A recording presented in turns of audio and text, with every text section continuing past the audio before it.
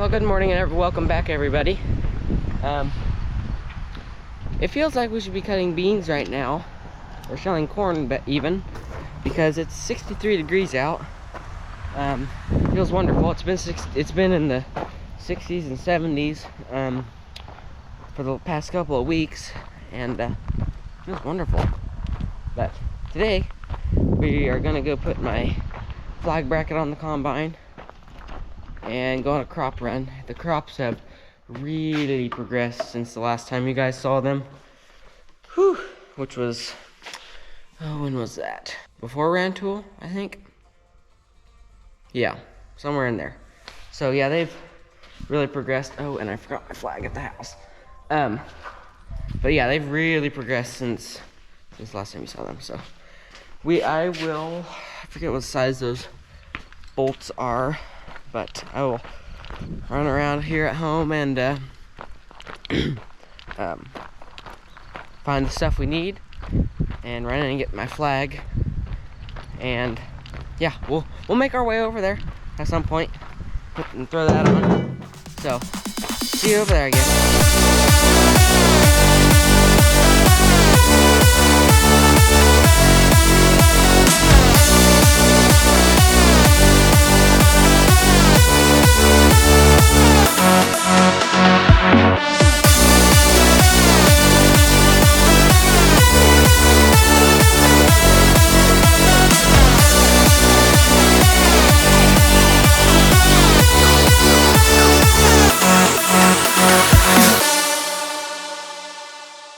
Well, we're over here at the hog house hangar, whatever you want to call it. We call this the hangar because it's so big. But, looks like we might have a little bit of a dilemma here.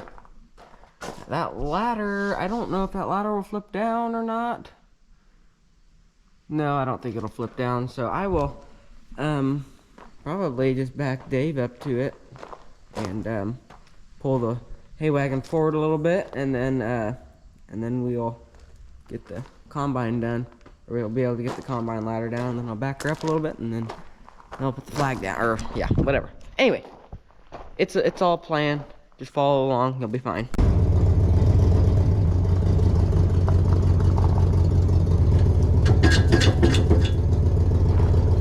Oh man, there's no way I just did that first try.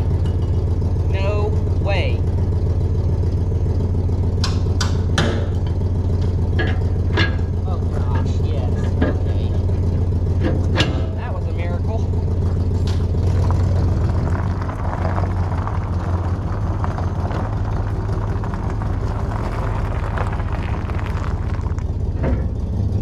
Y'all just probably witnessed a once-in-a-lifetime deal. It's the first time I've ever backed up to a wagon without a backup camera and done it first try. Oh well, maybe I'll get better at it now. Okay, so now we have to throw the ladder down. We have enough room here. I pulled forward that far. We're gonna float the ladder down and throw the bracket on there without pinching any light wires, because that wouldn't be too good.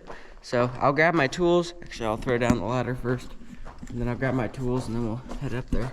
Ready again? Here we go. Okay, so we got the bracket here, and then it's still kind of, from when our 1680 burnt, it's still kind of black from that. Hopefully the rain will wash it off if it gets rained on. I can grab all these one-handed. I may not be able to. Yeah, I'll just two washers and two washers. Where'd that? There it is. That nut. And then these two guys. And then this guy. All right, now we'll climb up there and get everything situated. Start throwing stuff together here, which is wrap it around like so. Oh yeah, that'll work beautifully. Oh, all right. Now the tricky part is to where we're gonna set her at. I think right there's actually a good spot because nothing will hit anything. The flag shouldn't get caught up in anything down through there.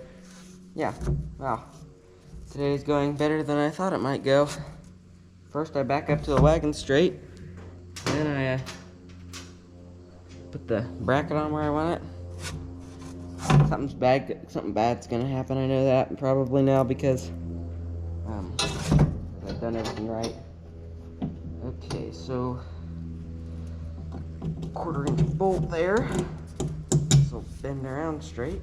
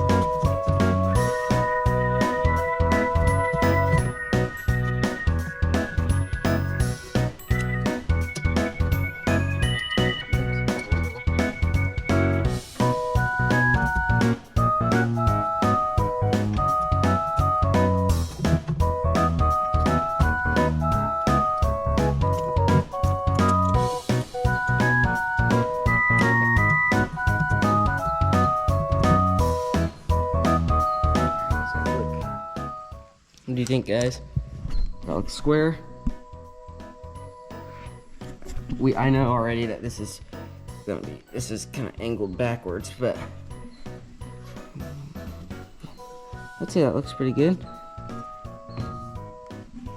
Alright, now let's get our ratchets and stuff and throw some stuff on there.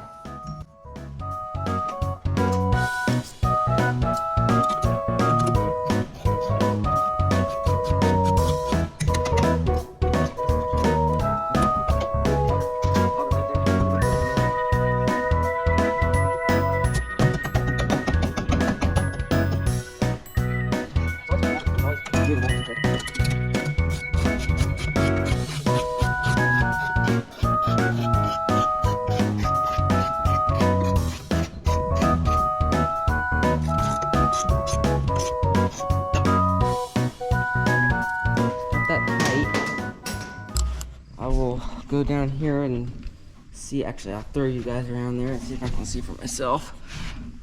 That looks. Is it pinching anything?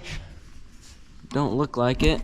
It's a little loose right there, but it doesn't appear to be pinching anything. That is not supposed to be.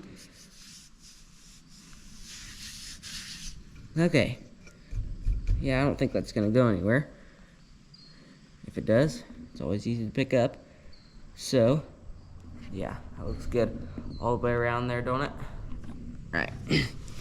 So now I will go get the flag and we'll throw her up there, see how she looks. Alright, here we go. Here's the flag. Throw her down in there.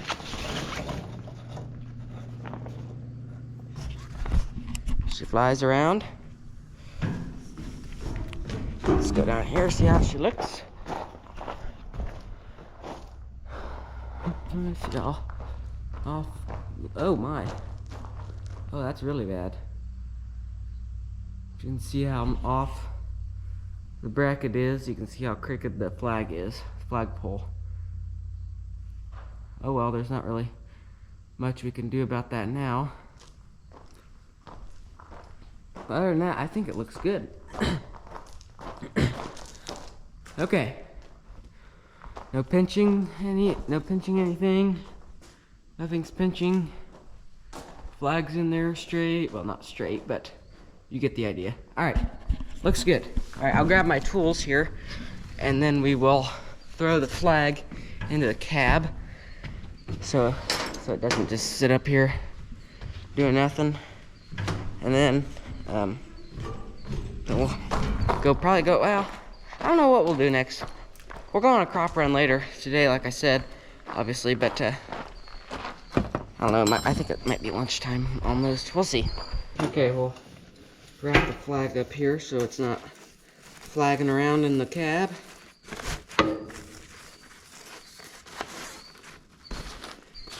And we'll go ahead and open the cab here, or get into the open the door is what I mean. In 1680, we had enough room to throw it down behind the seat, but I don't know if it will be able to be thrown behind the seat in here. Oh yeah, never mind. That looks, yeah. That looks good.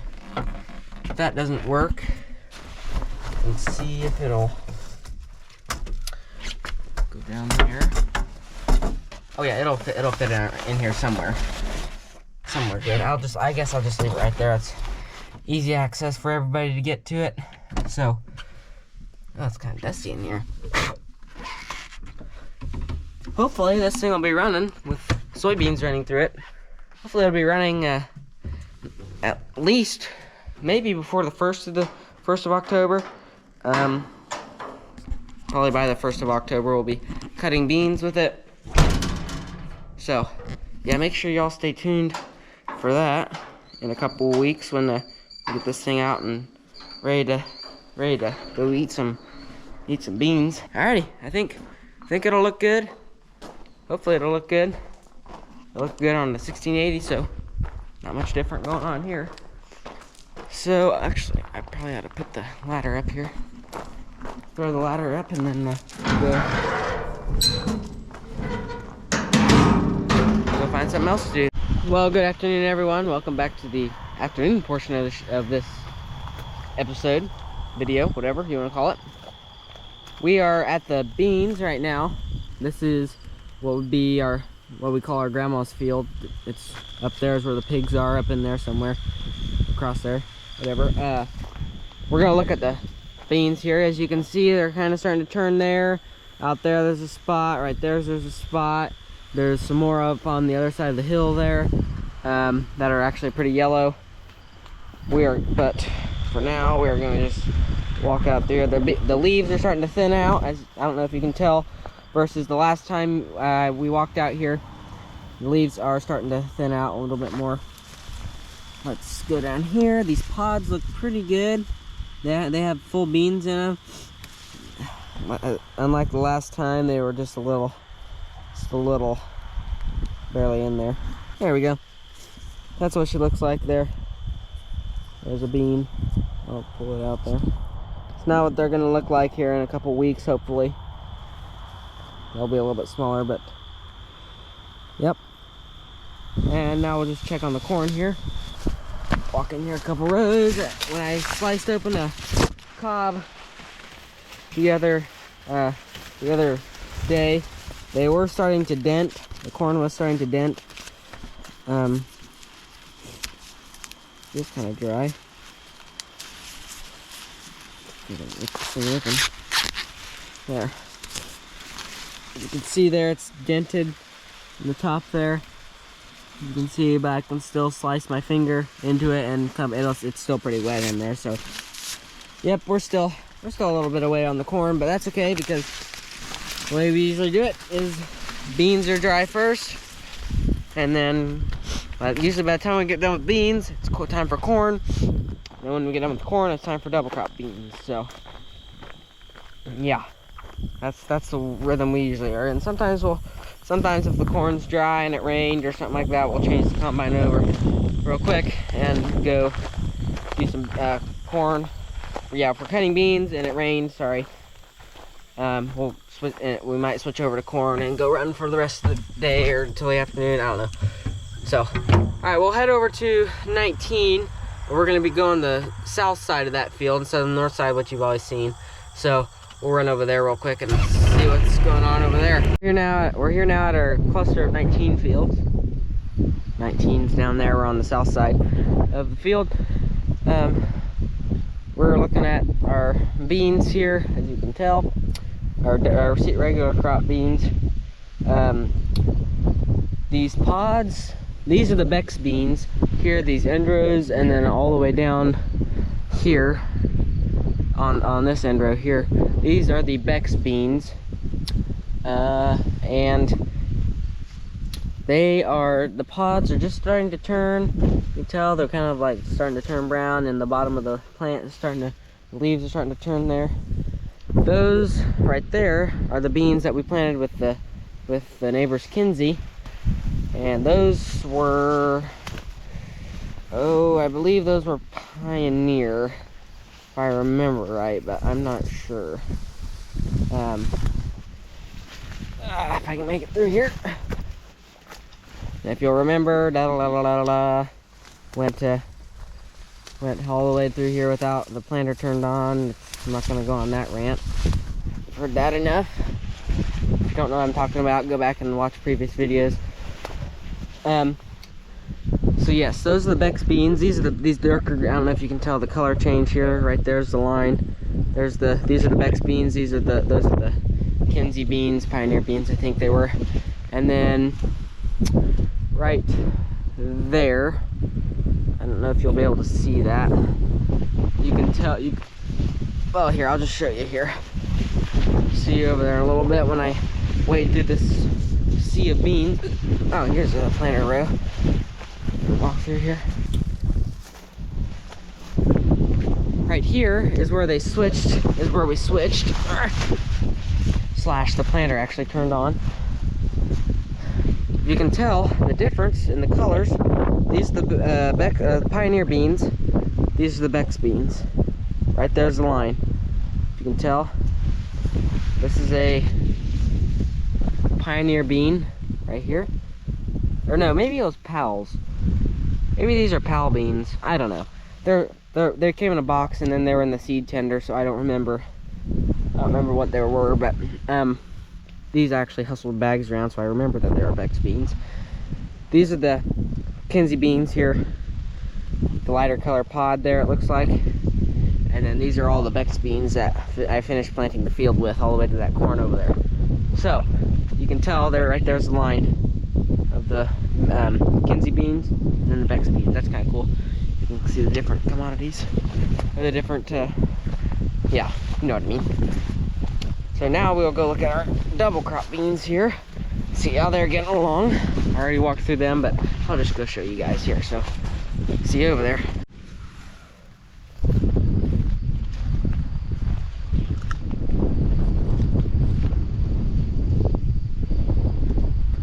There's our 60-inch double crops there. They're looking pretty good. They are up to my upper mid thigh there. You can tell there. Yeah, they're looking really good. They're starting to pod. They don't have any seeds in their pods yet, which is okay. So, and it hasn't frosted yet, so it hasn't killed them yet. So we're good. We're good. All good here. We'll go over here to Storm Sudan now. We did mow this. Oh, what was that? Last week. 1 week from today was when we, no, yesterday. 1 week from yesterday was when we mowed it. And yeah, yeah. Sorry, I don't know what I'm talking about. Disregard all that. Anyway, we mowed it last week sometime. And I forgot to film any of it. Like, completely forgot to film any of it, so I apologize, but hopefully we'll get a second cutting out of it. So, it's starting to come back now. Right here is where it's starting to come back. It's starting to grow leaves again out of its stem. As you can see there. It'll grow back, and then once we'll be able to mow it again, and then once it frosts, it will die, and you can't mow it after it frosts because it has some sort of, it'll kill a cow if the cow eats it after it's been frosted on. Whether it's growing or if it's just sitting out unwrapped and it frosts on it, it'll kill a cow. So we got 37 bales off of this 12.5 acres. It seemed pretty light, I thought. We ended up not putting any fertilizer on it. So it was pretty light, which is okay. So 37 bales all wrapped up there. We have 8 round bales of hay over at the pasture now, and then 6 more corn bales, I believe. So yeah, we'll have plenty of hay to probably, hopefully, well, yeah, we'll have plenty of hay to get us to the winter after we get all this, the rest of this mowed again, which hopefully I remember to film, so, for you guys. So now, I'm not sure, I don't think we have to go anywhere else to crop check. I've already ran around to a couple of our other fields, but yeah, it's okay. I'm sure you guys aren't too fond of me going around crop checking for you guys. So, alrighty, we'll find something to do here after a bit. I think we have a couple other things to do. Today's Dad's birthday, so if you see him in this video, wish him happy birthday. Just to yourself. But he's the big 4'7" today, so yeah, he's getting up there. Well, we're down here at Grandma's now. Apparently we're gonna unload that wagon of hay that's sitting there. So, I'll set you up there and you can watch us do that. Okay, so we ended up cleaning out the west side of the hay mow up there. And all that loose straw that's in the back of there, that whole truck's full of loose straw. It's not that much because it's not tight. It's loose, it's real loose in there, but yeah, that whole truck is full of loose straw. Dad's gonna blow out all that loose straw, as you can see there. And we're gonna unload all that hay there, so. Make sure you stay tuned. I'll film a little bit of us doing that. So.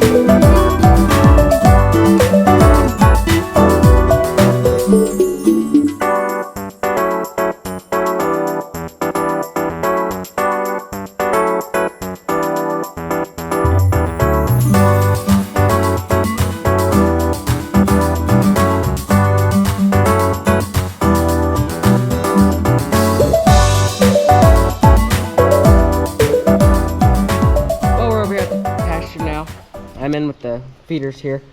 Figured I'd show you all of them, because they probably have grown a lot since you've seen them last. This guy, he's pretty friendly. It's 61 right here. All the rest of them, that's Everett, Shooter, Charlie's right there. they're all pretty friendly. Charlie's getting a little head buddy, so I try not to instigate a headbutt fight with him. With my knee, I stick my knee down. That red heifer's still scared of me. But these Holsteins were scared of me. Now they're kind of warming up. Must have missed a horn on this Holstein when I burned them off in the winter. I missed that one. It's starting to kind of grow back through. So I might have to get the veterinarian out here to see if he can cut that off for us. But alright, that's the feeders there. They all look really nice, really nice. We'll go over here and see the fats, and then I'll feed them. But yeah, probably not going to show you me feeding them, because you probably already seen me do that. And if you haven't, go back and watch some previous videos. So, starting with the first one. So these are the fats. Well, he's not too fat, as you can tell. But he's eating. He's not eating as much as you'd think he might. So I don't know if he has worms. Probably need to deworm him at some point. And there's Andy. There, this big guy. He's still annoying. He doesn't get his way. And then that white Holstein there, he's an idiot. And then we still got the two, the Shorthorn and the Charolais heifers out there. My thoughts were to, when the cows in the back have their next calves, and the calf next, which should be in January, I believe. I'm gonna, once they go back into heat, or once they cycle again, I'm probably gonna throw those two heifers in with the cows. Just hopefully so they're big enough then they can kind of mingle around, get on the same heat cycle as the cows, hopefully. And then we can all have them all calve close to the same time. So, all right, like I said, I'll feed them. Then we'll go check on the cows. Okay, here we are back at the cows. We got everybody up there fed. We'll just check on them, see how they're doing, check their water, see how it's doing. They're all looking pretty good. Really good, actually. Oh, I see you guys finally broke all that stuff off. Thank you. Somebody did. Oh, okay. Okay, well, what are you doing over there? We'll walk out here to the water. See how it's doing here. Okay, here we are. Looks pretty good. Looks pretty good. Yep. Looks pretty good down in there. Okay. Oh, somebody laid down up there. Okay. Well, they can relax. I'm pretty sure that red heifer up at the barn is in heat because that white steer there is following her around and everything. And she's bawling up there and everything. I don't know. She probably is in heat. That's okay. That's good, actually. I think I'll have to check on the calendar when I get home what I had her wrote down as. But we'll see. So, alright, we'll go say hello to the other two cows and head on home, I guess. Well, good evening, everyone. We're down here at Grandma's. I'm gonna give Beth, she's standing right there if you can see her, I'm gonna give her about a half a bale of straw in that little pallet pen there, because it's gonna get down to I think the 40s this evening, so she'll stay a little comfortable. So alright, I'll throw that in here and watch me do that here.